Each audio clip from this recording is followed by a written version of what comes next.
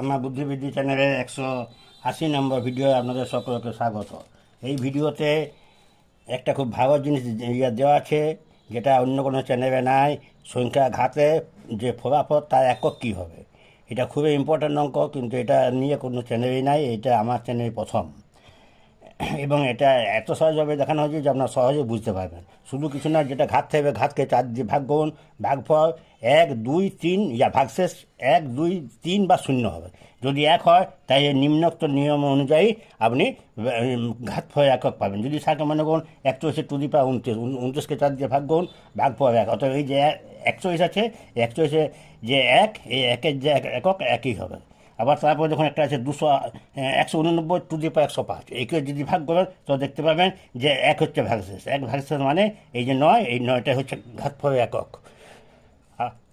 আপনারা আবার আজই 3টে ভিডিও দিচ্ছি।